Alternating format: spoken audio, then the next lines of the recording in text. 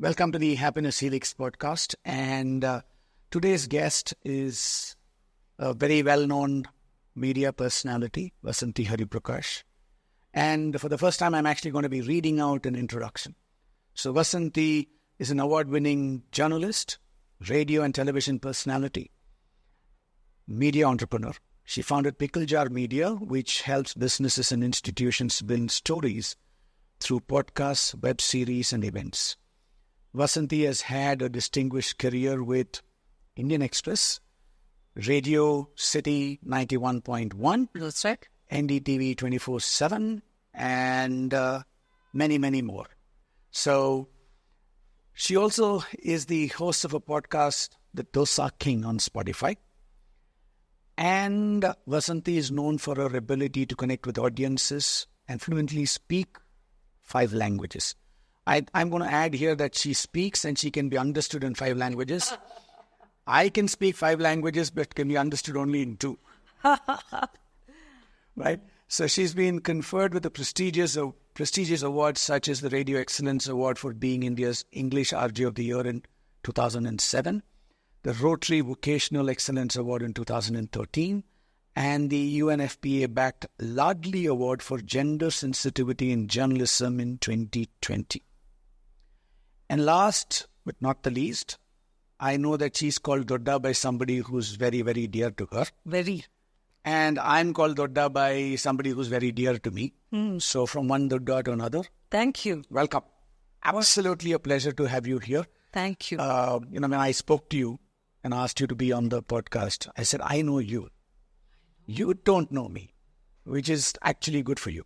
It is good for me because the unknown and a conversation which with fancy equipment and at a beautiful place in Bangalore, what's not to like that?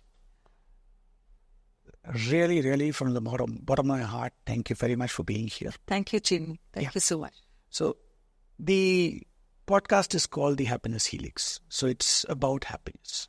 The reason why we're doing this podcast is to make sure that there are as many people who can have access to information at no cost to live a better, happier life. That's the basic premise. Right. So the Happiness Helix has 6 landings. And while I've explained to you before we started shooting, I thought it would be better for people who are watching this one to also have that information right now with them. Absolutely. So in this moment, we have a choice. I can either choose to go up the happiness helix or down the unhappiness slide. The happiness helix starts with, this is it.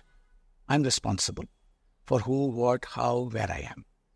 If I take that attitude, chances are that I will actually take ownership and have a good attitude, which leads me to the third landing, which is I will have a wider circle of people who will likely want to support me.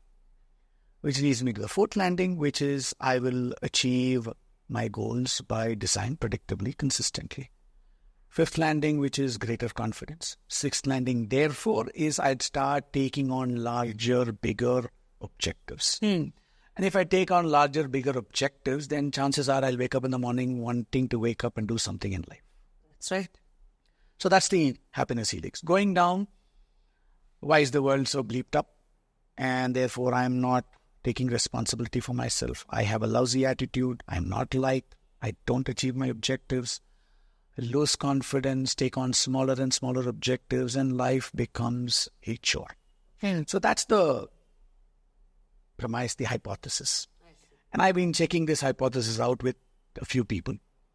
I've been a coach full-time for about 15 years, and I've been seeing this pan out in their lives. So I'd like first to ask you one question. How does this sound to you, and how does it resonate with you? And you, like I said, you're probably the one person that I know who's traveled the most in India, right? 17 states, right? Yes. So If you were to count Kashmir as a union territory now, then yes. yes. So I'll zip up now. And what are your thoughts on this? So, my first honest thoughts are, do we really need to decode happiness to this extent? And I know why you're doing this. I'm saying that if you were to really, if I were to give people who are watching as the example of my grandmother, who could typically be anybody's party, anybody's grandmother, her name was Padmini. And there was that aura of trupti around her, that contentment, that happiness, which it was not like she was this beaming, vivacious, sparkling woman, but she was always in the happy zone. Like, I don't remember a day when she was ranting, cribbing, had things bad to say about the world. You just went to her place. First of all, she would feed you. That's it. You no asking. That's it. We lost her 3 years back when she was 3 months away from being 100 years old. Wow. So Padmini Patti, as I used to share, or even on my Facebook and other Instagram and stuff, was one of those who was a default state of being. Okay. Now, coming to and connecting that to what you have asked me, I feel that when I meet people on the ground, whether it's in UP, Bengal, Tamil Nadu, Karnataka, Kerala, and there are certain people who are just like that. Yes. They have not even made an effort. It's just Absolutely. their natural setting. Is who they are. And if I were to sit these people down, my grandmother somewhere in Murshidabad or something, they might actually laugh at the question, saying, what is it? Like, is there any other way of being? Yeah. So there is the thing that they're made with, the work that they do, their lot, their destiny. So, and whatever came their way, it just came along, right? They in modern words, they embraced it. I don't think they would even relate to that intellectualization. Yeah. So I am an inheritor of that legacy, Chino. So I don't give too much thought to what goes into happiness. That's why I was just happy to listen to you. Absolutely. But if you were to ask me what my life funda has been, and which is what I have tried to hashtag, because that seems to work, is just go where life takes, take what life gives. Yeah. And the summation of these two is happiness. I couldn't agree more. Follow-up question, therefore. You said that Padmini Patti. And then there are a few Padmini Pattis out there that you have come across in your life, yes, your travels. What percentage of people are actually Padmini Pattis? I can only say that it's a dwindling percentage. The jury is out. No one's got the data. No one's done that level of research. But it's also true that I have met more such happy beings. And I'm not talking only about India. A decade back, I had a chance to be a documentary anchor of a South Asia series called One Square Mile on BBC World News. Mm-hmm. And it took me into countries where I hadn't been. I wouldn't have thought that I would go as a tourist, Laos, for instance. Mm-hmm. So we were filming in South Laos, and that was a place which had been bombed out after the Vietnam War. It actually is the most, I think, till date, the most bombed country. We're talking about literally cluster bombs making their way, and it was raining these ammunition and the unidentified objects. And so there was a whole population where we were filming. Mm-hmm. I had gone from Bangalore, the BBC crew had come from London. And I remember asking this person, and it was a tribe called Mongkong, Mongkong. Mm-hmm. And mine was to talk to them about, because what had happened, and that's what had taken us there, is that these cluster bombs and remnants of these were still on the ground. I mean, where do they even disappear? So the children of that area in Laos, this was south, would probably pick it up thinking that it's a ball. It has exploded. It has maimed them, left them limbless. And I'm in that place, and I'm just looking at them. There is no sign of anger in that population. For whom life has been so unfair. I mean, they didn't have a stake in whether it was US or Vietnam, and sitting in a geography where they is their ancestral land.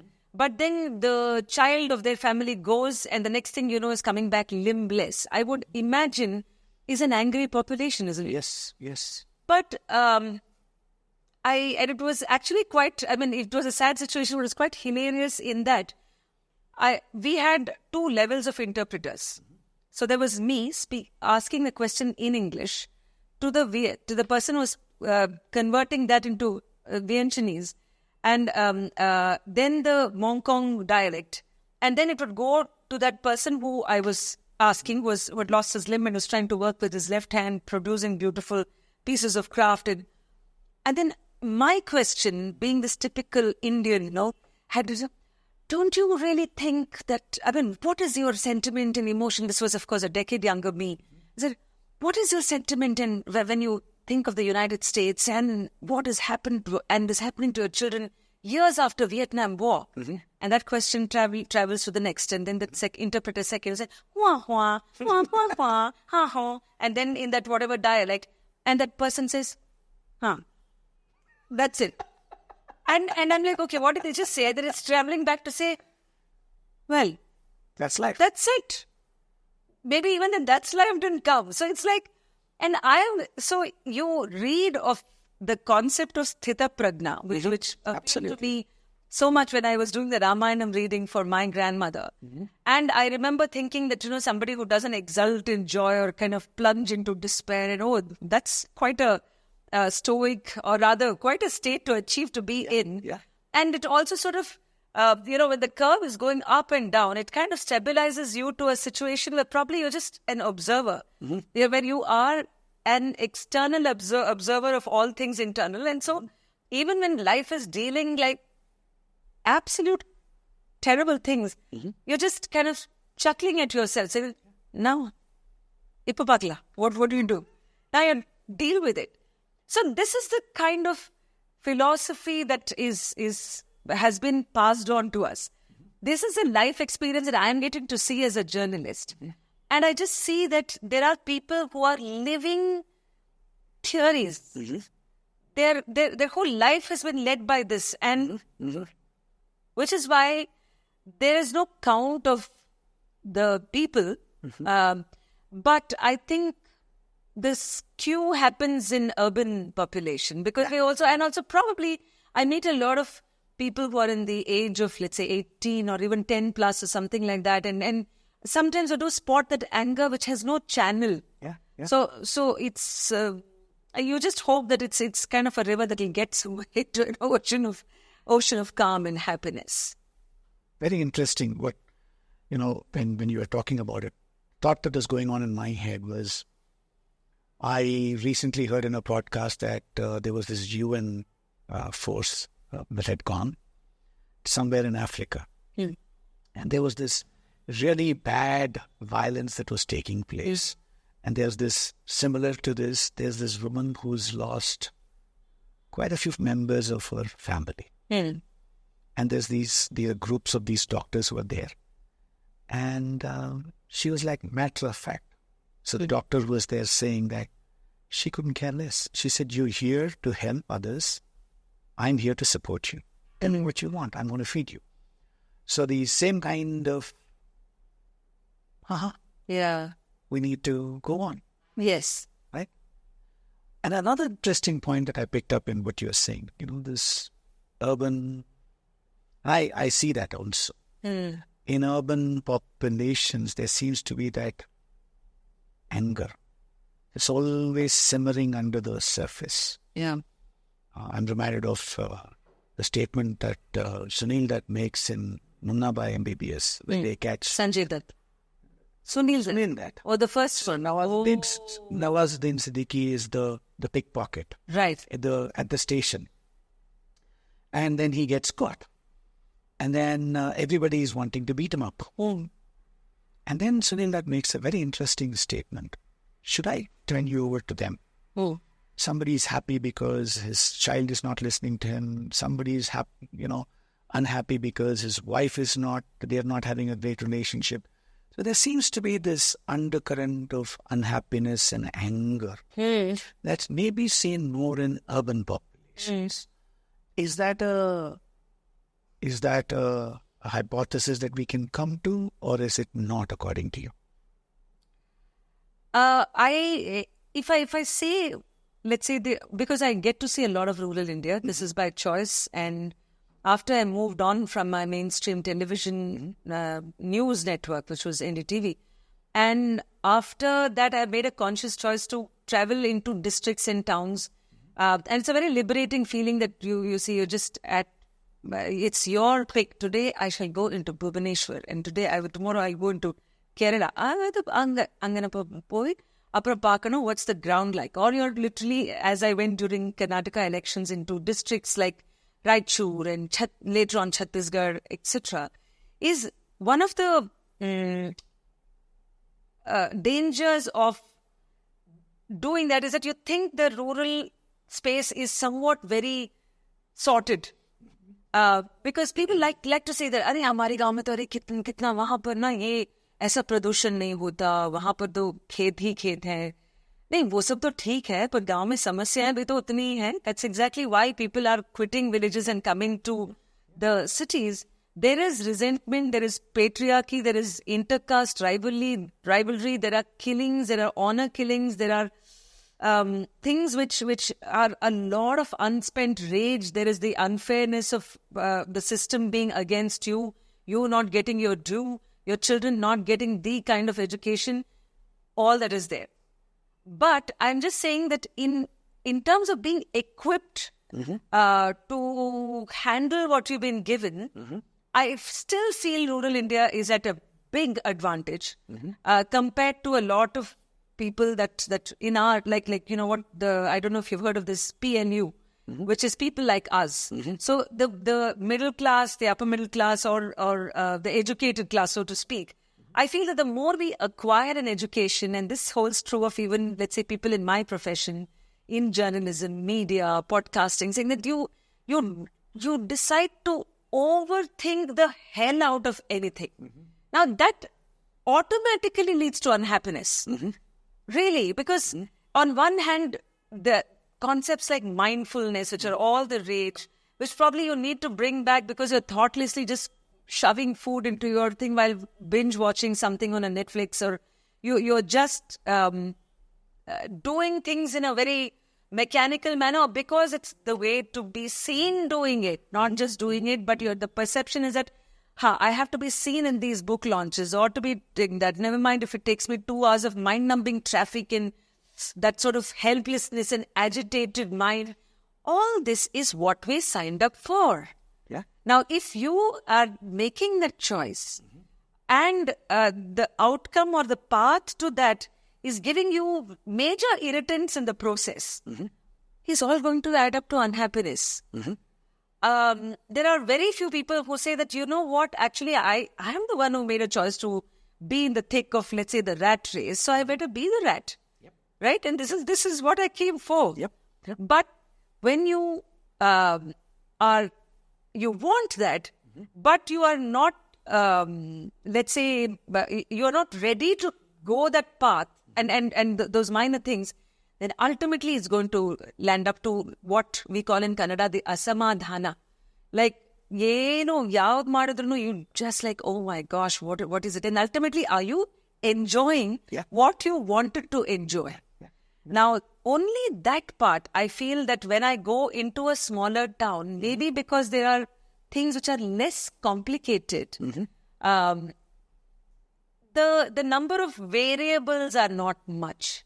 So yeah, there is a bigger overarching destiny above you. If you really landed up in a household, if you're a woman who's married into this absolutely moody, shouting, yelling at somebody's family, that's a big destiny. But even within that, people kind of come up with their own control mechanisms, like how you shut out that noise.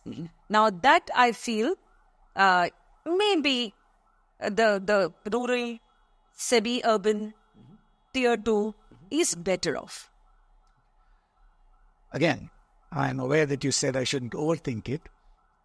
However, is that because it's acceptance, which is an active, positive attribute?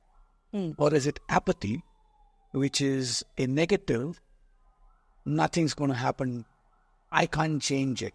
Which do you think? Because if it's acceptance, then it's obviously sthita prajna, going towards. Yeah. Apathy is, I don't have the resources to be able to do anything better. So I just keep my mouth shut. Which do you think you've seen in let's say, semi-urban, rural India? Because the reason for my question is, there is all of these, like you said, these caste wars. There is this patriarchy. There is this oppression of various kinds, right? So in that kind of, my very limited experience, I haven't traveled as much as you. My limited experience is that some of them are extremely evolved and they're in the zone of acceptance. My limited experience is that it's more to do with apathy than with acceptance. I'd like to know what your experience has been. I would tilt towards acceptance. Oh, wow. Yeah. Lovely. Let me give a case study. I was in Raipur, or rather, I was called to Raipur by this friend who used to run particularly a radio station meant for tribal populations. And given that Chhattisgarh, there is this huge, right in the heartland of India, there are tribes, especially who speak Gondi, their local bhasha. And many of them have not been, I mean, if you were to really go, as I eventually went there, you could easily think we are India in 1970s, if not even let's say the 60s. Because there is just such a lack of what we call the modern infrastructure, the shining India, and so much that you would think that nobody takes anything for granted. Like if probably the power comes, then it's a blessing. Or probably there will be such astonishment that, okay, we have something. In many parts, when I traveled in 2017 to that place, the mobile networks weren't even there. Like, in fact, that gave rise to a very interesting radio model. Shubhranshu, the guy I'm speaking about, he's a friend, and he said, Vasanthi, can you just come and help ID it on this radio network, because you've been a radio person. I think I must say that even more than my television career, if there is a medium that I personally is my favorite, would be radio. It's the medium that's the most intimate in terms of connecting to the audiences. So I said, okay. And in any case, I believe a lot in community radio, which is that radio has to serve the community that it's meant for, not just play A.R. Rahman and Shreya Ghoshal and sort of, move the audience. So when I told him, I said, sure, I'm just coming on one condition, that I get to travel Chhattisgarh, because otherwise I have never been a reporter there, and this gives me a chance. So when I went to Chhattisgarh, it was an eye-opener, because it was my first time there. And many of these, and in a place called Jabarra, which is a forest area, there were many vast tracts of tribal land, tribal people, the local person who was assisting, or rather just come with me, though I was traveling alone, he said, please, hamare ghar aiye. I said, no, I don't want to bother you. You just said that your wife has relatives coming in. So, bang in the middle of nowhere, there is this guest house-like structure standing, and I could see paddy fields. It's almost 8 o'clock by the time we landed in that Fatfati from Raipur towards Jabarra. And I'm just going there, and I'm just thinking, what did I just say yes to? Because I want to be alone in that place. There was just nobody there. And I just see, like I said, in that whole darkness, a board that said, Headquarters, Sarjapur, Bangalore. Okay? And and I'm just thinking, this is Chhattisgarh, because dur tak वैसे कुछ ज़्यादा बिजली इतना नजर नहीं आ रहा था. And it turned out to be the Azim Premji Foundation thing there, which was training the trainers. It was having a teacher program and was catering to the entire tribal population in that. So I spent the night there. It was kind of eerie. There was a security guard, an absolute hulk, and there was me in my in my room. So when the next morning I left the place, I said that, okay, now I need to set off again. So I met many of these tribals, and that's where I'm coming to the point that they were like, and in their Gondi, which was translated by Purushottam for me, and rather than feel angry and unhappy at what this was, and I'm sure all those are there, I'm not denying that at all, but the overbearing emotion when they saw me was one of gratitude to the Premji Foundation there, to the fact that teachers have come कितने दूर दूर से आए, मतलब कहाँ से आके हमारे बच्चों को पढ़ा रहे हैं. There's no sense of entitlement. So this entitlement that we have and increasingly have, especially in the, I hate to sound preachy, but in the next generation, simply because we've been at fault and at probably handing things on a platter to our children and our young people. So I feel that when I just close my eyes and think of that man who was in that Jabara forest, feeling nothing but gratitude at a place where otherwise would say that how can we be left out? How can you do this to us? Look at you. You all have 24 hours water and electricity and bandwidth and 5G and God knows which other G network. And what have we done? Are we not are we less of an Indians? None of this. The thing was the most obvious, evident thing in that man's face was, I just remember that smile, saying that my daughter is going to school. Tomorrow she is going to be a teacher. Now, mere beti teacher banegi. Now, you, again, well, not exoticizing, but I think there is a lot to learn from that section of society. There is that by no means means that, people therefore should be left to this thing in that lot. We should still create aspirations because that is the ticket to the better future. Having said that, this part of the Indian philosophy, this acceptance, or even why Indian, I think South Asian, Eastern, all this, the base philosophy holds the key, according to me, for this santosha, that no matter what you throw at me, and that's essentially, Chinu, something which I have always had, again, credit to elders in the family, is that the happiness is within. Therefore, you can change whatever externalities. Absolutely. You can people can take away. Of course, it creates momentary anger and angst and all that. But ultimately, you just fall back on that reservoir you've created for inside. So that lake, that lake of happiness inside is what fills me. For some strange reason, when you were speaking, I remembered Wayne Dyer, who in our talk, he says, if I take an orange and squeeze it, I should be surprised if I get something other than orange juice. Right? So if I squeeze an orange, I'll get orange juice. A lemon, I'll get lemon juice. So when you're under pressure, what comes out is who you are. Right? So what you said just now about this person, where there could be 1,000 reasons for them to feel angry, upset, and left out.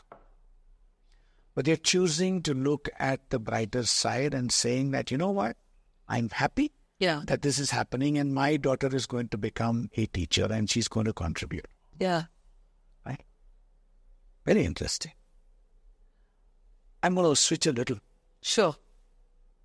Which is the one most hilarious kind of incident, event that you've experienced in your travels as a journalist?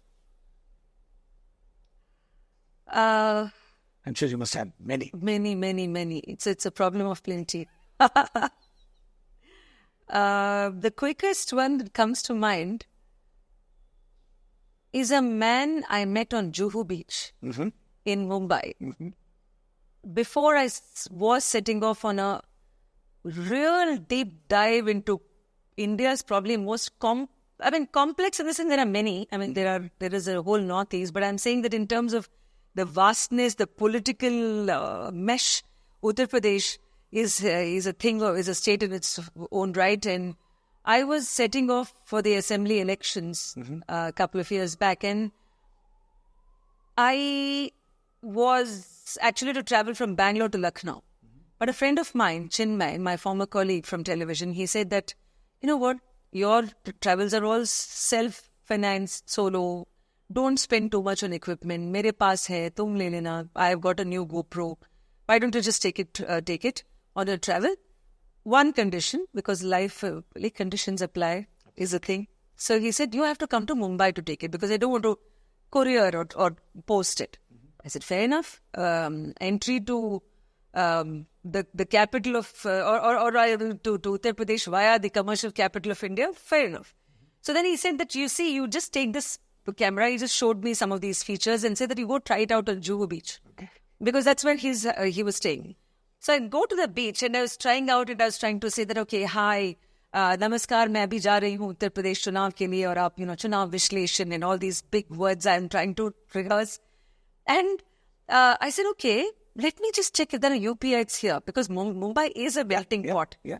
And then I just stood at the Juhu Beach, GoPro in my hand, and I just looked around and said, यहाँ कोई UP के हैं क्या? And the next, before I finished the sentence, there's 7 people in the frame. So then I said, अच्छा तो ठीक है, बात करते हैं. आपको क्या लगता है, योगी जी आएंगे कि अखिलेश जी आएंगे, क्या है Mayawati and all these things. And so massive, there's nothing that interests the Indian more than literally giving his take. I'm not saying her take because women always defer it to the men in the family and I try to get them to talk. And the men said, हाँ वो क्या किया है, अरे बहन जी ने क्या किया है, ये है वो है. But there was this one man who was standing thoda sa, like, a few meters away, and he was just watching us. One short guy, silver beard, and then this thing from his uniform, I could see he's a security guard, probably somewhere in a Juhu office. So he just kept in very observant. And then a few minutes later, I called him. I said, आप भी आइए ना, मतलब क्या है, ये तो हम चर्चा ही कर रहे हैं, आप भी यूपी की तो नहीं? He said, हाँ हम बिल्कुल हैं. अच्छा, कहाँ के हैं आप? Then it turned out to be that sort of a UP, Nepal, the eastern Purvanchal side. And I will shrink the conversation. His name was Parmod Lal Shukla. Okay. So Parmod Shukla started off by saying, Suryodaya kitne baje hota hai? So in between talking about Yogi Adityanath and Akhilesh Yadav, and I think, where is the sun landing in the conversation? It was really quite funny and it was very fuzzy for me. And I said, aap Suryodaya ki baat kyun kar rahe? Wahan par, again, it's not like the different time zones. Then I figured that he, in the Arabian Sea of the place where he was close to, offers arghya to the sun god because that is part of his deep belief. I found it very... And when he spoke, it wasn't with the body language of a security guard as one would imagine, but with the confidence of a man who knows his region, his traditions, his rituals, and his Surya Uday. And he said that, Are, tabhi to na hota hai. So, in Mumbai, between this is the sunrise time, this in May, this is what it is. And I found it fascinating that in all my million trips to Mumbai, I would have never really focused at what time the sun is rising. But this is the thing. Now, the next thing he said, you're going to, and he demanded to know. It wasn't just a thing. He said, kahan ja rahi hain? Kahan? Acha, kaun se zile mein? So I told him, I said, haan, main to Vrindavan se jaungi yahan se. Fir uske baad, I was planning to go to Bundelkhand.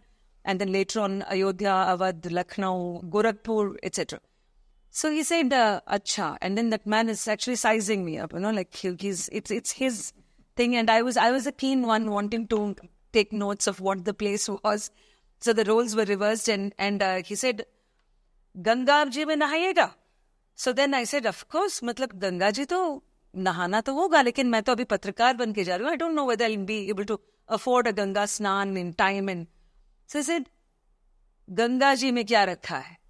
Yamuna ji nahaye? And I said, this is a new thesis. Nobody ever sells Yamuna river wash or river bath. So I said, Kyun? And I am somebody who lived a bit of my life in Uttar Pradesh. Yeah. My father was posted there. We were in Bulandshahr, the Wild West, as a student. So I said, Par kyun? Matlab, why not Ganga? But then he, of course, quick mythology reference, he said, well, Ganga passes through Shivji's feet. She came from the Himalayas. Hey, Yamuna ji to patrani hai. Huh? Then she is always in the, she's a queen. So you should quote the queen. Yeah. And so by which time I was really smiling. And they said, nobody. I said, Pramod ji, aapko to kahin, aap वैसे भी Mumbai में ही हैं. मुझे लगता है कि Javed Akhtar Saab या this thing, you should be actually having a thing as a script writer. And the words that he was using, the language, it was so rich and things like that. So, Chino, he told me one thing. He said, I will tell you one place in UP, which nobody will guide you to. And you, as a traveler, you must be priding yourself that you have seen this, you've done that. Have you known of a place where 5 rivers meet in Uttar Pradesh? I'm asking you also. Because, exactly, I drew a blank and I was like, I know Triveni Sangam I've heard of, and that's about the maximum. Yeah. So he told me the name of the place, which I will not tell you. I went into Bundelkhand from Agra, etc. Landed up at a Sarpanch's house where I landed up staying, because I do a lot of this staying in people's homes and hotels. And of course, had a deeper understanding, or at least look at the ground. It was UP election stand. And I asked the Sarpanch of that place, which is not too far from where the 5 rivers are supposed to meet.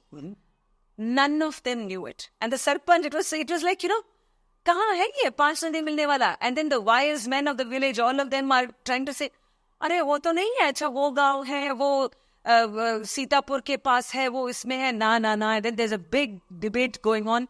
None of those wise men knew what this man, security guard in Juhu, had told me. And finally, the Sarpanch decided to come with me, leaving his Sarpanchness. He said that मैं भी आपके साथ चलूंगा. And so we went on these rugged terrains, places where, there were all these, let's say, this was Bundelkhand, as I was saying. So it's basically the Chambal. The Chappal Ghati, right, which we have seen, of place of Dakus and things, so there's ravines and all that. Finally, we came to a place where there was the meeting of 5 rivers, and the place is called Pachnada. Panch Nadi. Pachnada. And to think that I don't know if because even the GPS wasn't guiding us. It was just amazing. I still have that man's number. He's told me that if I ever land up in the Nepal border, I should just tell him, and his biradari will come and give me wheat and rice and all that stuff. So many interesting lessons all in one. It was so humbling, because a lot of city people might treat a security guard like either you are very patronizing or you are totally dismissive. You don't really think that anybody else has to offer you anything. You are the repository of, because you've acquired yourself a BTech or an MBA or God knows what. But try matching this Pramod Shukla, which all the wise men of that village in Jalon where I went, which by the way is called the Matar capital of India. Matar as in green peas. Okay. Yeah, because they have something called the Matar Mahotsav. Oh, wow. It's the biggest green peas producing. Like the tomato fair. So, I think it was like a joke played out of the Sarpanch who had this thing of, I know my place. And I just told him, I said, kaun si hai? And then it was like a maze, it was like a puzzle. Yeah. So this is the innate wisdom of the man who knows his land. Maybe he was a person who, like you said, had come to be a Javed Akhtar and didn't find it, and therefore... He didn't say so. He was very pragmatic. Okay. He said, and he had his lands back there. Bade bhai sahab hain hamare, and he was from the Bihar side of things. So he had no illusions about who he was. He wasn't even pretending to be... and there was this thing of, okay, I earn my bread and butter this way, and then the harvest season, I go back to my... So if and I'm reading a very, really beautiful book by Chinmay Tumbe, India Moving, where he traces the migration of communities of India. He tries to trace back 200 years of Marwadi history, Chettiars and, the Bora Muslims and so many other trading communities. But then when you really meet the migrant, and all of us are, I certainly am, you just see the things you pick up on your journey, and you keep dipping into that wisdom. And again, coming back to my original premise, that it's happiness. It doesn't matter where you're working. Absolutely. So, Pramod Shukla for Pachnada. Yes. Every day we learn, and this is one thing I've learned today. There's a place of 5 rivers meeting. Okay? Yeah.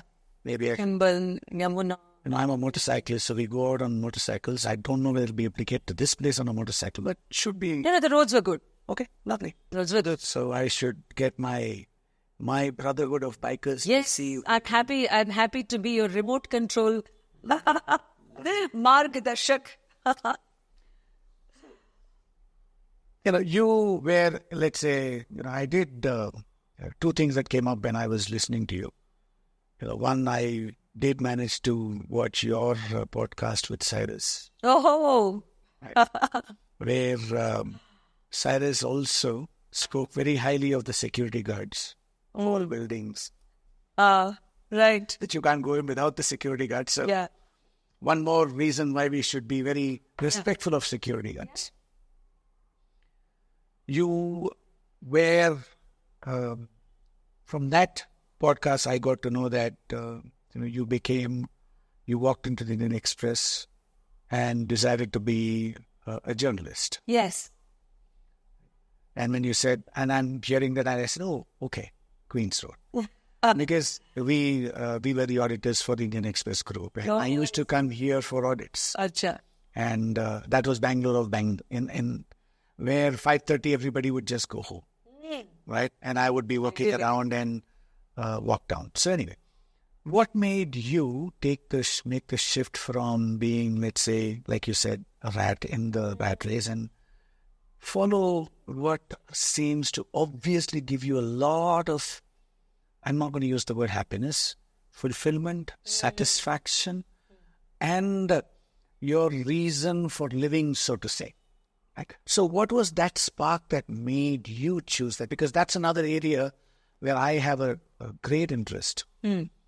Was, I do a lot of one-on-one coaching, and I start with saying, you need to know why you exist. You're an infinite energy source that has now been condensed into a finite shape and form, which means that you have a purpose. There is nothing greater or smaller than anything else. You have a purpose. So, what made you choose this? I had a fantastic run, something which I can't even take credit for because one thing led to another. And when I went as a guest to a radio station to speak on press freedom, and within the next few months, I found myself that I was the host, or I was asked to take over something which is called the primetime breakfast show that literally woke up Bangalore city at that time. This was the mid-2000s. I had always a sense of wonder. So there was no scope for saying that, wow, how smart I have been in choosing my career, because you didn't even know to ask for that great turn. Indian Express itself, Chitra Subramaniam, the great journalist who we read so much about, had in a way she definitely played a part. Otherwise, I come from an electronics background.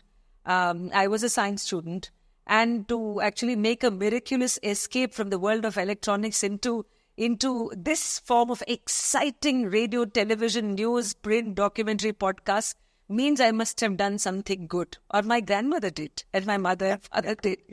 So one of the things which probably this sense of fulfillment I anyway found across these different career paths led to a point where I felt that I was still at the surface. And that was a time when I had this opportunity to be a part of the BBC series, One Square Mile, but also that I had my son at home. And I remember telling a friend of mine saying that I'm feeling like this Bollywood mother. And so I said that I should do justice to that side of me. Also for very selfish reasons, that fellow will probably finish school and then later go to college, and then I'll say, oh no, I never got to spend time with him. So I felt that was a time to pack up my bags. It helped that the nature of the beast of news, television, that it's very superfluous. In fact, the organization was good. Like, they really looked after you. You were the best in the best space that you could probably make a mark on the scene. But I'm so glad that I did what my heart said at that point of time. My husband was saying, "Are you sure?" Because people then go on to that sort of peak or pinnacle of that particular TV career. I said, no, I know. And if at all I'm destined to be back in television or this thing, I'm sure it'll happen. And, we have always believed, my sister Vidya always says, Ishvaraha yat karoti, shobhanameva karoti. So everything happens for good. Now, when I went into that space and then ultimately the break, it was my so-called break time. I just said that, okay, I'm just going to wander around and do what this thing, and no accountability, no news desk to file my story within this deadline, no Saturday, Sundays to be missed with the family. Suddenly I'm feeling so free. But that, and then of course I started traveling, which at that point of time I just thought is just one place come back, another state come back. Because I also am a moderator of panel discussions. I'm an anchor, show host. So I used to get approached once in a while to go to these places. But in between, entrepreneurship happened yet again by absolute sheer chance. Like when we were curating a film festival in the honor of this late actress Smita Patil, and Pickle Jar was born. And Pickle Jar, again, led us and me and my little team into so many experiences. We did election content. We did online film festivals when COVID happened. And therefore, why I did this was that probably that spark of dissatisfaction that this is not deep enough. If it was deep enough, then I would have had some justification to stay away from my son and my family, or rather be so busy. But either this or that. If it's not happening, then that's fine. Let me just. So the root was that asamadhana, which was causing me a lot of unhappiness at that point. But it led me to a state of more and more wonders to be discovered on the earth, on the land that we are in. Got to travel a lot outside India as well, more as somebody making sense of the media. I was called to Penang, for instance, to actually give a sort of this thing to 9 NGOs from across China and so many other countries on how do you get the media to tell your story, right? So this sort of thing, every time I feel so relieved. I said, okay, you're getting to do things on your own terms at your own pace. Of course, you lose out on a lot of the financial and the perk side, but the compensation is so enriching that you would not have it any other way. Slightly controversial. Personally. Bring it on. Personally, I took a call on the 2nd of April 2010 not to read a newspaper again in my life. And on the 2nd of April 2010, I said I'll stop watching news channels also. Why? And I haven't. I haven't accessed. I haven't, because, I don't know whether it was Mark Twain who said it. If you don't read the papers, you're uninformed. If you read the papers, you're misinformed. Right? So somewhere along the line... Suddenly knew what you said. Yeah. So, today, there was this time when the fourth estate was a pillar of all things democratic, right? My personal view, again, opinion alert, so you can discard it, is that when this became a business, right? TRP started mattering. It used to be the Audit Bureau of Circulation in the time when I used to do the audits. But somewhere along the line, there is now, to my mind, there is cacophony, right? And there is so much of a bias. So when I read an article, if somebody sends me an article, I read an article and I look at, who's this person? Okay, let me sleuth a little about who they are, what their leanings are. And then through the filter of me knowing their leanings, I will now read the article. Yep. Right? So I'll come to the controversy here. Have you had instances in your life when your values were, let's say, conflicted with regard to what you needed to do, what you were asked to do? And I'll have a follow-up question after you answer. Luckily, because I had made a conscious choice, particularly during 2014 when the BJP government came to power, and that's when probably people felt that they had an ideology inside, or it was sleeping, or then you chose either you were this way, that way. Though technically doesn't, by definition, what you call a right wing or a left wing is in theory a lot different. But for purposes that we understand in India, this, if you support this, you're right. If you don't, then you're left. And somewhere are the centrists. Now, I had experimented with myself, like the Amitabh Bachchan Rekha song goes, "Main aur meri tanai aksar baatein karte hain," and I do this lot of talk with myself, and I did take a conscious choice, and that's anyway who I am, saying that I am going to stay. I wouldn't say apathy. I wouldn't say out of it. I will be in the center of it because I talk to people and people have politics. And I will stay equally listening of this side as well as that side.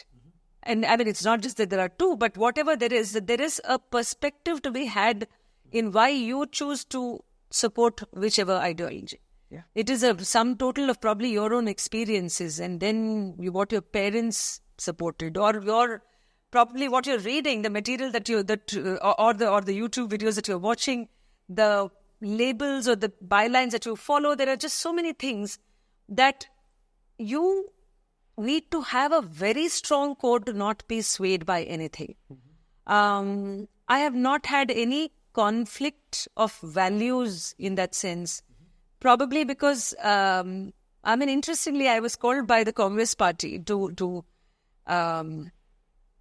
in terms of communication and how should party cadres engage with the media and things like that. So I took that session for many newly elected legislators for that. And years later, I wasn't exactly called by BJP, but certainly was in the part of a thing where, they were ideating on their own party ideology. So one part of business, and somebody who doesn't know me enough, they'll say, okay, if they see you in Congress circles, they're going to think that I'm anti-BJP. And likewise, they will say that, okay, I'm so pro-BJP, and what you have wonderful other labels, which I just don't believe in. I have never once used them ever in my writing. I feel very proud that I have stayed away from these limiting identities. So the people, I moderated a book discussion with Vikram Sampath, the historian, on Veer Savarkar. Okay. And since you asked me a controversial question, I think I should get on to an absolute center of controversy with a figure like Savarkar.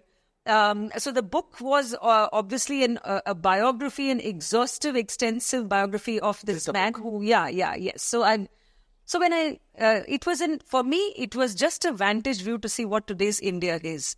Somebody said, why did they choose you to moderate that? My God, these days these commies and lefties are being asked to moderate book on Savarkar. And then there was this other former colleague of mine who said, oh, so you have now crossed over, right? You're now.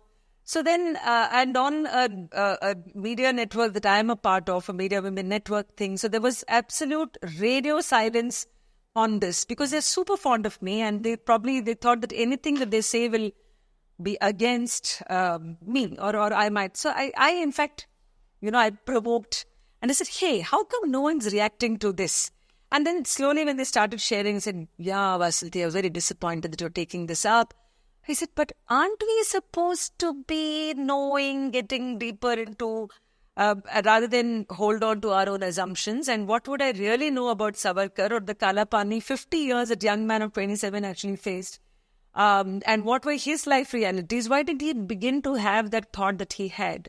What would I know? And what gives me really the right to sit in a 2022 to say that, okay, how dare he do this and how can we do that?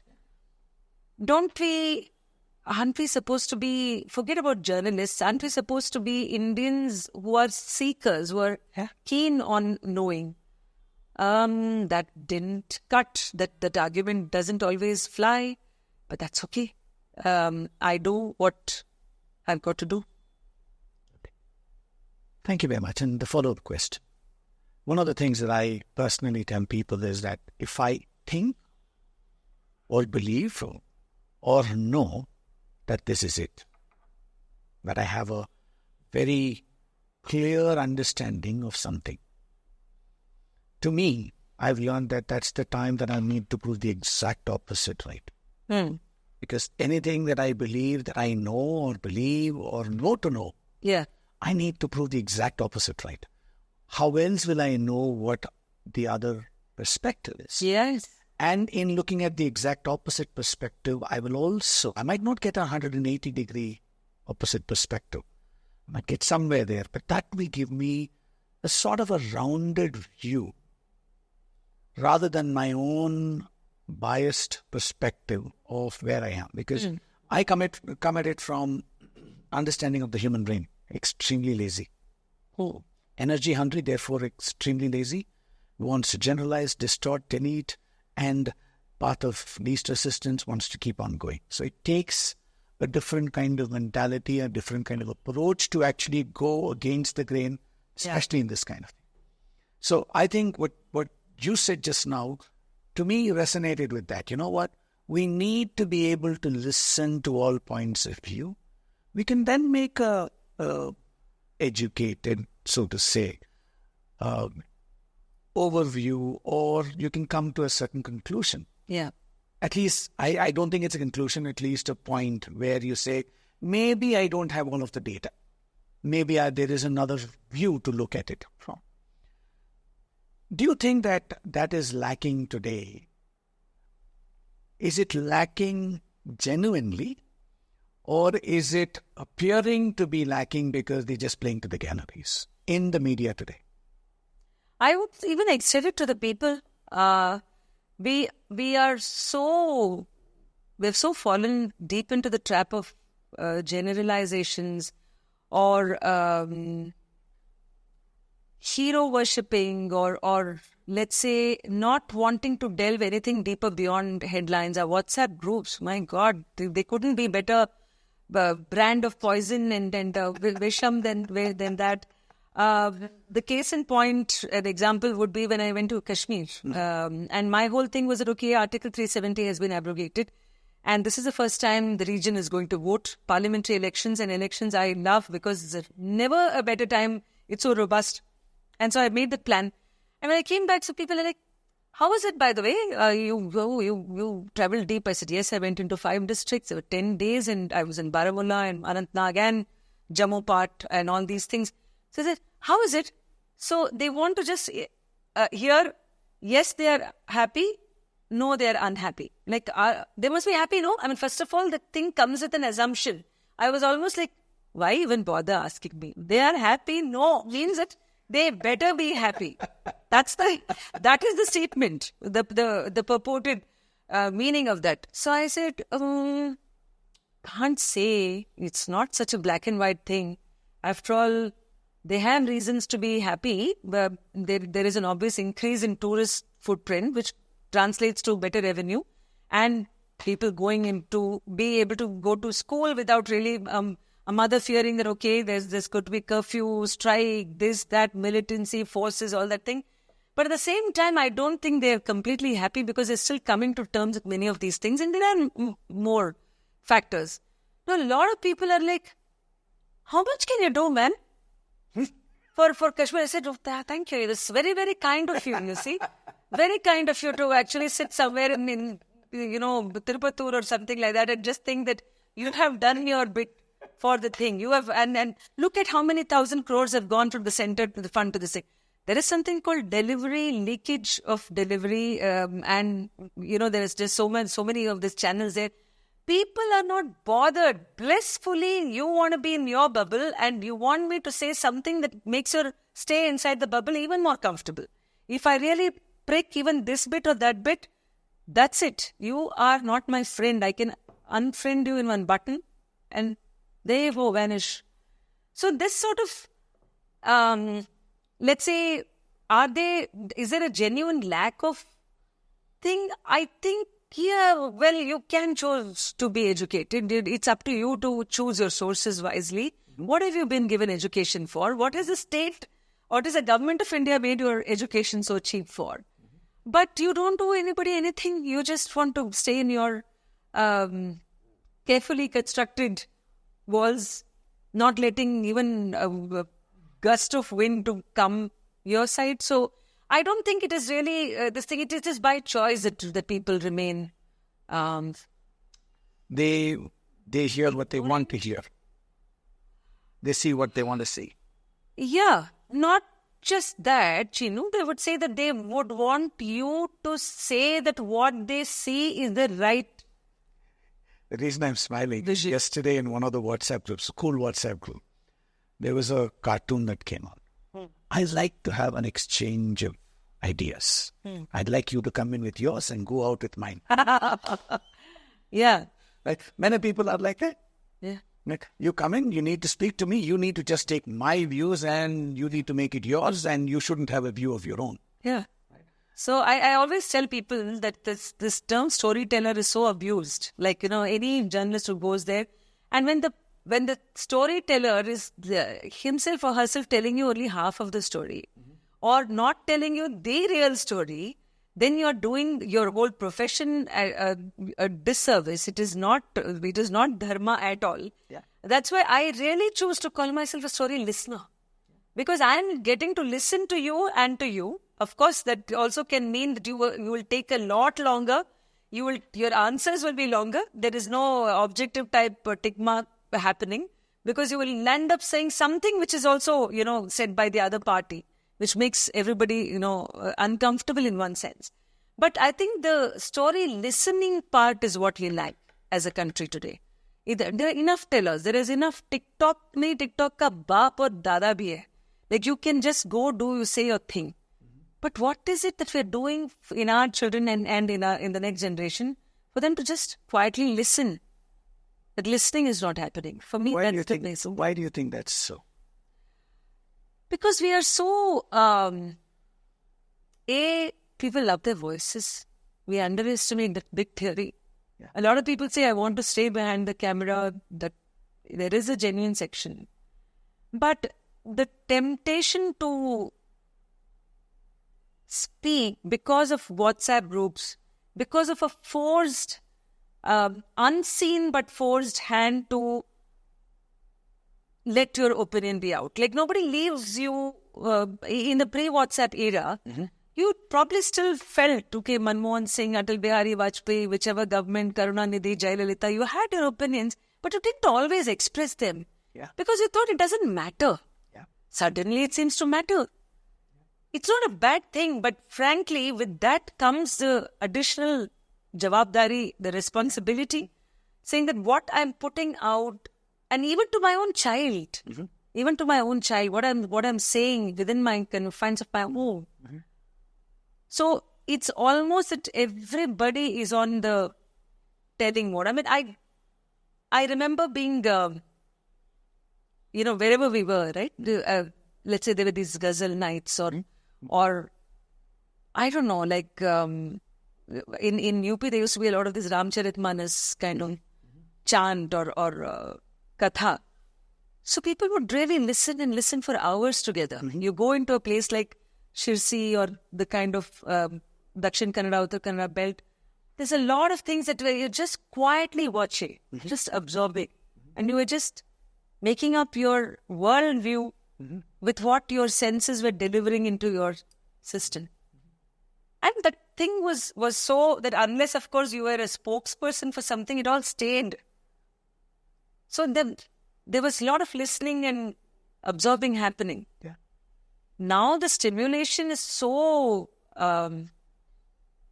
high that even your friend groups, in your weddings, if you are just meeting up for that, to wish that person birthday or a happy married life, and then you're sitting for your uta or sambad or something like that, you start off a conversation, everybody feels compelled to say their piece. And it's invariably that defining objective type thing that's coming out. The listening is... The reason I'm laughing is when I told a dear friend of mine, I said, I'm starting a podcast. He said, Tamil. I said, Matavale pesa kuduvia nee? Right? So I think that's I'm listening to you and I'm saying that WhatsApp especially and social media Twitter, whatever it is. In WhatsApp, people are talking at other people. That's my firm belief.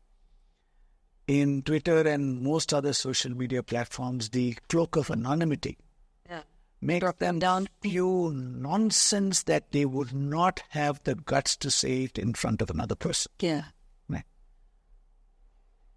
So it is what it is. So you said something very interesting, and it sparked a thought in my head.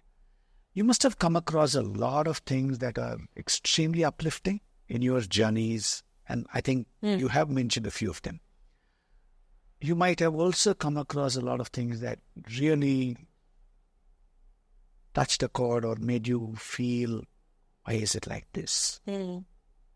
How did you manage to keep your composure in those things and stay true to your dharma of being a storyteller, of reporting, rather than getting your emotions get involved?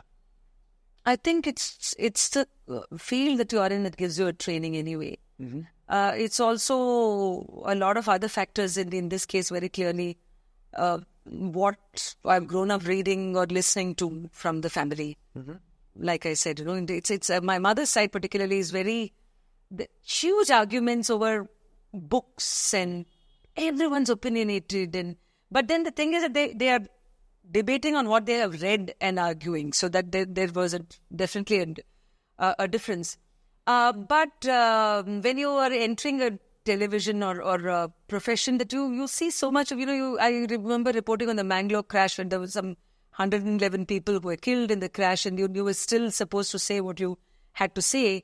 You're reporting on crime, you're reporting on, like you said, terrific good news and things like that. But I think somewhere along the line, you learn to detach yourself from the story. And that is part of, I think it's many people who would, there is a very small section, but very melodramatic section of journalists or this thing, right, who get so absorbed that you will find them screaming, yelling at something which is very bothersome. I remember being told by Rob Finnegan, who had come to Nepal and Kathmandu was shooting, and then we saw some Indian channel there, and where the reporter was herself sobbing along with that and said, "Whoa, that's a drama queen." Said that. So I said, yeah, but please don't judge the country by there. That's just a dramatic drama queen journalist. So I think a lot of it has got to do with the work you do. We seem to have, I understand the neuroscience behind it, that we have 5/6 of our neural circuits for avoidance of pain. So the negativity we absorb a lot fast, and that 1/6 of our circuits, and that's a survival mechanism. When we open the newspapers or when we look at media in general, why is there such a proliferation of the negativity? Is it to cater to that, to pander to that? Or is it that the journalists themselves don't have a filter for looking for the good ones? If there were a newspaper, and there was one which was inspired by the late Abdul Kalam, which was called, I think, some Billion Beats or something, a newspaper that tried to give only good news. I'm sure you haven't heard of the paper yet. Not at all. That sort of should answer it. Should there be a blend that is a little... Who was to decide the blend? Who was the blender here? It's just that it's probably psychology. I've even stopped blaming the media for this. Like, if you really had to have a newspaper where, and if you have to have a city, your own neighborhood, where somebody had stabbed somebody, and then the 3 roads later, somebody had given away half, probably his house provisions to somebody who came begging home, and you put that into, which is the news that's going to be read more, frankly, right? So I preface that by saying that we have 5/6 of our neural circuits for negativity. We are drawn to negative things. It's an evolutionary trait. Yeah, it is. And then my poor dear industry gets blamed for it. no holding no flags for anyone here, but I'm saying that there are these, and then there are those who will go out of the way to fetch some things, and that's exactly why an entire industry is now spawned from that, which is called the fake news, which is to say that the same news, you see a part of it which either doesn't exist, or you have twisted and distorted it to bring the most negative part of it, and which is designed to kind of make you want to go kill the person straight away. And if it's a community that you don't like, this way, that way. So that's the entire industry that's thriving on this. You see whole new channels that are getting finance. And so they're not going to stop in any hurry. And therefore, it's just that people like you and I can only talk on this in a podcast. A very dear friend asked me to watch a documentary about something that happened in the US and said, you should watch this. So I started watching this on a flight and I said, you know what, there's so much of negativity in this. I can't do this in one go. I'm going to, it's a 2.5 hour kind of documentary. I'm going to watch it in bits of 10 minutes. I can't take more than 10 minutes. But good on you. What a good friend you are. I would have totally discarded. And the statement that was made is that, you'd better watch this. This is, it has relevance to what's going to happen in your life. So watch it. And I said, okay. So I'm saying that there is this negative, let's say, filter that we all have. Anyway, one statement that I picked up from, again, yours, you got a lot of awards and all of that. And I quite like what you said about the use of an award. Okay. I'm not going to say what you said. Right? How? Do you think it matters? It does. Okay. And how does it matter? It does. Also, it matters who gave you the award.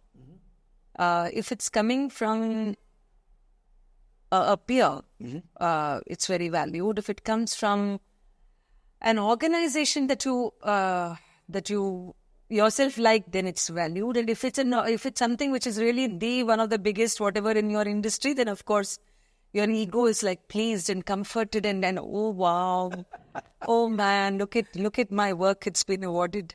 But the use that I spoke is very true. Like, people around you will look at you with new eyes. Now, it's not to satisfy that, okay, everybody should look at me with new eyes, but then your work becomes easier. So you may be a novice in that space, like I was in radio. I really was a person who was not very sure if I'll last beyond 6 months. I'll probably come up on radio and say, hey guys, it was nice to know you. I've run out of things to say. 4 hours every day on prime time was the show. Of course, there was music, there was ads. But once the award came, it was like your management and your boss saying, chalo, theek hai, let her do her thing. There's not much of questioning and, oh, will this work? Oh, will this fly or not going? So it just, a good award is like a wonderful lubricant. It just makes your journey thereon a lot more smooth. So much easier. I recommend that everybody get an award for them. The question that came up to me when I heard you say that your bosses allow you to do what you think is right. They don't question you too much. Clearly, my bosses weren't reading that article, so I'm glad. Or I have ex-former bosses. Yeah. So the question that came up was that, in psychology, one of the things that we say is that anything that is said or done is said for the good of the sayer or the doer. So right now I'm sitting here talking to you for my benefit. You're sitting here talking to me for your benefit. That's the premise. So if your bosses were, let's say, not allowing you to do what you thought was right, they were probably doing it for their good or the greater good. Which brings me to the question that I actually want to ask you. Who decides what's good and who decides what's not? The good that the boss thought was also good enough. The good that you think was good for the show is fair and legit because you are looking at the same audience from a different or dusra wala chashma pehen ke. The clash happens between probably that boss is good and you're good. If you really want to win that battle because you think that this is how it should be, then that's the award that's making it happen. The other thing, Of course, to qualify what you're saying, I mean, this was in the context of what you said, I had said about the award. But you see, ultimately, I believe that whoever, at whichever position in the organization, is definitely, I mean, Swartha Mirakalam, whatever can be possible, but overall, you want good for the organization or the state or the country or whatever it is, right? But the roots and the means to that are the whole clashing points. Yeah, so that's exactly why it's so subjective. So we cannot really agree upon, yeah. one of the things that I think is your strength is the ability to strike a rapport. Like your cabbie conversations and all of that. I've followed that. Thank you. Right? What makes it easy for you? And I'm not going to let you get away with saying that, this is what Padmini Pati taught me. This is what my mother taught me. No, I want you to intellectualize it so that somebody watching this, right, if they're having that as a challenge, what would you say would be, let's say, 1, 2, or 3 things that they can do to make their lives a little simpler? I can answer that without invoking my dear grandmother, which is, and I have spoken about this. I have spoken about this in fora, saying that it can actually be templatized. Now, extrovertness is overrated. Yeah. People think that if you are a outgoing personality, then good for you. I agree. I concede it's a lot easier than somebody who just thinks, but the question is being asked of me because there is a certain innate desire saying that, hey, how do you strike that? I want to try that. So I always say that, करके तो देखो ना यार. Yeah. अब उसके लिए 2-3 step है. एक तो ये, have a starter question. Like you step into a cab or a bus, and then you say that,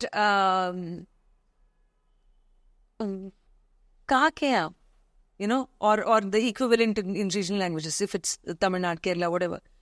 In Indore, I remember a cab driver who was literally end of day work, and apparently was about to switch off his Uber meter, but he just some part of his humanity, he said, "Mujhe pata nahi kyun laga ki you are not from this place," because he just saw the name flashing. I don't know what it was.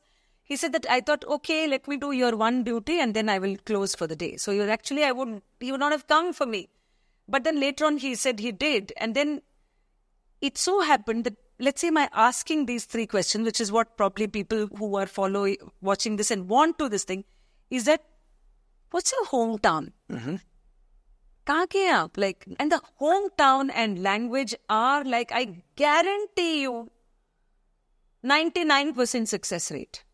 Unless, of course, that person has had a really, really bad day and just doesn't want to have anything. Yeah. Or at least for the sake of saying that, or this thing gives you a segue and way into that other conversation. Absolutely. So if you start off with this sort of an icebreaker, which you can have these questions, then the second step you go to is that, who's in your family? Kaun hai? Because see, we are lucky that we don't get thalbed when we ask this question in India. No, in West, somebody might sue us for privacy infringement. Yeah. But I said, oh, okay. And then the moment they say that, okay, my sister is there. In fact, I met somebody in Chennai 3 weeks back, a guy called Muruga. Ultimately, we became such friends that he sends me now a daily WhatsApp message, and I see that his WhatsApp name is Bullet Muruga. So I will show you right after the show. Bullet Muruga sends some, and he was so thrilled to be even asked. This is 5 a.m. Like the train just got off, and the same starter. It was no special equipment. Saying that, so I just said, "Do you want to have coffee?" Because this was morning. It's 5 o'clock. So I just told him like a disclaimer. I said, "If you want to have coffee and stop somewhere, I can wait." So till such point of time, he was a kind of preoccupied young person, looked early 20s and thing. And suddenly, something in him melted. Like he's like suddenly just almost like took a, who is this passenger man? So you can choose your own second path, whether you want to if you think, okay, there are some people who believe in this theory, and this is very crass. I've found a lot of people, even in my own friend circle, otherwise good human beings, who will say equivalent of, ಯಾರು ಎಲ್ಲಿರ್ಬೇಕೋ ಇಡಬೇಕೋ ಅವರನ್ನ ಅಲ್ಲೇ ಇಡಬೇಕು. Now, this for non-Kannadigas mean that where you have to keep some people, you have to keep those people there, right? And sometimes I've just sealed my lips and said, okay, just shut up. It makes me shudder. Yes, right? But not everybody is like that. They just say that, okay, they must have had a hard day too. So you choose your question if you really want to offer that person coffee or whatever. And invariably, you will end up having, let's say, in a coffee shack. And in this case, he was so protective for God knows what. He actually said he went and parked the auto a little further and got me my tea inside the auto because he said, we don't gents among it. So that is you're instantly striking something much larger than this thing. He also gave me a whole revenue model of what it means to be an auto driver in Chennai. How much per day he manages to have this many trips, and on a bad day he has 4,000 rupees per month, something. Now, if you don't ask all this, or if your conversation doesn't lead to it, your life is not going to come to a stop. Correct. But if you do manage to get into that shows off, or into the life of, or at least in the interest zone of that person, then you have gained. It's a choice. If you don't want, absolutely. No, but it's doable. That's all.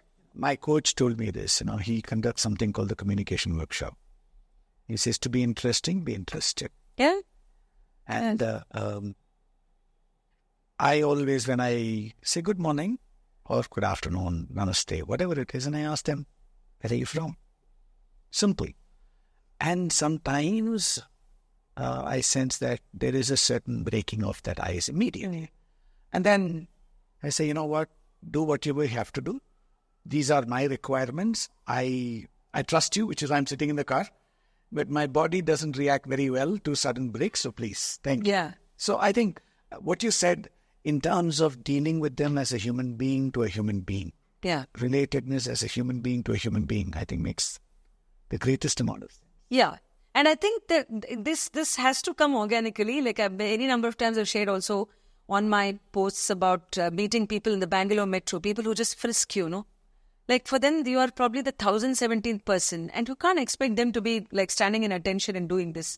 So many times when we're coming back on the last scene after watching a play in Rangashankara, and then that lady said, and they're probably so tired and exhausted, she did this. And I said, Namaste, uta aita. That's it. 3 words. Have you had your dinner? One of the most beautiful, radiant smiles. Ayyo, sustagoytu madam, eshto jana. That's it. And then it was not like she expects you to solve her life problems. Correct. But it is just that, God, somebody acknowledged. I see you. Yeah. I see you. I see you. I see you. And then when I put that picture out, and then I told her, I said, it's okay, no? Like, because and she was looking very beautiful. She was having earrings on top of her trousers and shirt. Mm-hmm. You don't expect jumki kind of thing. But clearly there was some function going on in her house. So now that's literally like a story that you can see within unfolding in reel or Polaroid. Yeah. So I just told her, I said, you are looking lovely. If you don't mind, and you can say no, beda andre, you can say no. And then she said this thing. So she, in that picture, this thing, and she's putting her hands around me like this, and both of us this thing, she with her jumki and me with my sari, and this thing. And so when we put that out in the story, some of them were like, they were, oh, how nice of you. And I'm saying, please, sorry, this is not what I'm looking at. No, I'm not saying that. Yeah. This is just probably to give you a little nudge that you could have probably passed by the same lady in JP Nagar Metro. Noticed. And probably not noticed. Not a crime. Yeah. But she felt good, which is the more important part. Absolutely. I'm going to take a rain check from you that I'm going to get you back in. I have somebody else in mind. I'd like to do a joint podcast. Good Lord, I thought I had finished saying this is the same feeling I had on radio. That I've shared everything that I not at all. And we haven't even scratched the surface. There is so much more to do, and I'm going to take the train check. Yeah, but you see, when you said what is the message you said, right? I think do some exercise, like physical exercise. Can you also give a message to Bangalore Metro users to be more considerate of others? Bangalore Metro is a real gentle piece compared to Delhi Metro. No. I don't travel in Delhi Metro. I travel in Bangalore Metro. So, would you have a message for? No, I'll tell you. Since you're asking me message giving after that, I would rather give this message to those who, and this is genuinely painful. Yeah. Is it please don't use those micro thin plastics for heaven's sake when you can have a nice good cloth bag. Beautiful bags. There are people who give you bags in weddings and still people will go and get their tarkari and all that in this thing. That gives me a lot of unhappiness. That is unhappiness helix. Correct. Yeah. And the other unhappiness helix is just, believing that the world belongs to only you and just nobody else. And then this sort of aggro, that is unhappiness. Correct. We should really do a thing on unhappiness, Felix. Yeah. I think, which is why I said, what? A very small percentage of people resonate with the happiness helix. A lot of them resonate with the unhappiness slide. So I think we should talk about that as well another day. All right. Thank you very much, Vasanthi. Extremely. And, my friend Venkat was a little concerned that, I wouldn't let people talk. I'm going to tell him to watch this episode and say that. I get the hint of what you're trying to do. You're supposed to talk. I'm not supposed to talk. I'm supposed to ask intelligent questions, which he thinks I'm incapable of. Mm-hmm.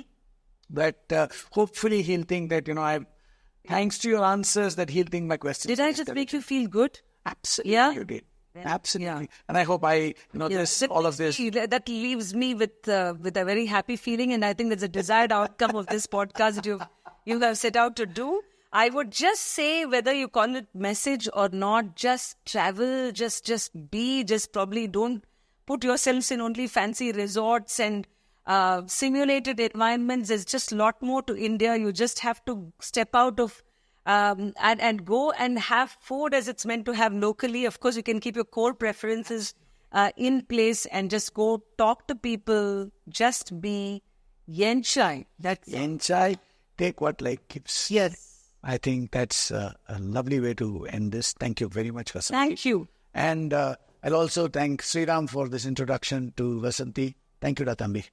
Thank you, Sriram.